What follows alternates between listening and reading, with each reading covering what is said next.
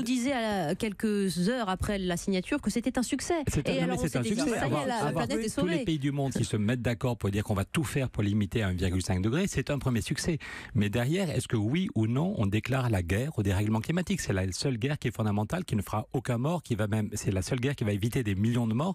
Il faut qu'on fasse la guerre au dérèglement climatique. Ça suppose un budget. Le nerf de la guerre, c'est l'argent. Et Nicolas Hulot, quand il démissionne, à 2 reprises, il dit j'ai pas eu les budgets. On a divisé par 2 le budget pour isoler les bâtiments. C'est pas très compliqué. Oui, mais Pierre, vous savez bien que si la France fait des efforts et que si les États-Unis se retirent d'un accord comme celui-ci, nous n'y pouvons rien, nos petits Français. Non, mais pardon, il se trouve que la France déjà ne fait pas sa part. Du point de vue juridique, Jean a raison de dire qu'on a aidé à faire naître un traité très beau, mais un des trucs qui est monstrueux, l'autre jour on était avec Jean devant plein de députés, en principe, on leur a rappelé qu'en principe l'objectif de la France est de diminuer chaque année nos émissions, le CO2, le méthane. Oui. Si on veut arriver effectivement à stopper le dérèglement climatique, il faut tranquillement mais très fortement baisser chaque année de 3% nos émissions de gaz à effet de serre. L'objectif, tout le monde a approuvé cet objectif, c'est moins 3% chaque année. Et bien l'an dernier, on n'a pas fait moins 3%, on a fait plus 3%. Et pourtant, nos émissions, c'est pas qu'on va un peu trop lentement, mais qu'on va dans le bon sens, c'est qu'on va radicalement dans le mauvais sens.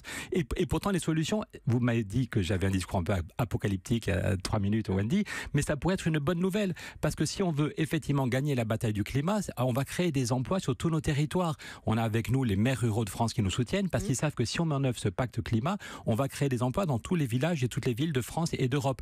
Concrètement, il faut isoler. Concrètement, si on se retrousse les manches, il y a un moment, il faut être concret. Si on veut avoir 0 émission, si le bilan doit être de 0 émission de CO2 dans 30 ans, il faut isoler tous les bâtiments publics et privés. Là où on habite, là où on travaille, nos gymnases, nos écoles, nos universités. Ça pourrait créer des centaines de milliers d'emplois. Et Nicolas Hulot dit, on m'a divisé par 2 mon budget sur l'isolation.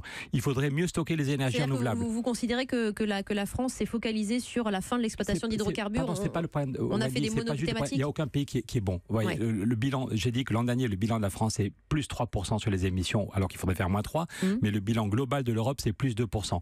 Donc on n'en est pas du tout à une critique de tel ou tel gouvernement. Il faut qu'on ait conscience que tous, on doit changer radicalement de braquet, que l'Allemagne n'y arrive pas.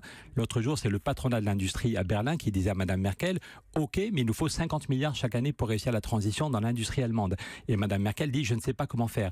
Donc ce qu'on dit avec Jean et avec 150 personnalités, ou maintenant beaucoup plus, des milliers de citoyens, c'est qu'au niveau de chaque pays, on n'y arrive pas à financer la transition. Mais au niveau européen, on va en reparler, mais la Banque Centrale Européenne a créé 2500 milliards. La BCE, la Banque Centrale Européenne, a créé 2500 milliards en moins de 3 ans, dont seulement 11% est allé dans l'économie réelle et 89% va à la spéculation. Vous en avez parlé le jour sur Europe 1, les marchés financiers sont à un niveau jamais vu. Le FMI nous dit qu'on va vers une crise plus grave que 2008. Donc, est-ce que c'est pas une schizophrénie gravissime de se dire on n'arrive pas à financer la transition, on nous dit qu'il n'y a pas d'argent, mais la BCE a créé 2500 milliards qui vont nous préparer une crise financière dramatique. Donc nous, ce qu'on voudrait, c'est un traité européen, et Angela Merkel a redit, vendredi, Angela Merkel a redit que c'était cette année qu'il fallait décider de l'avenir de l'Europe, et on voudrait un traité qui finance la transition.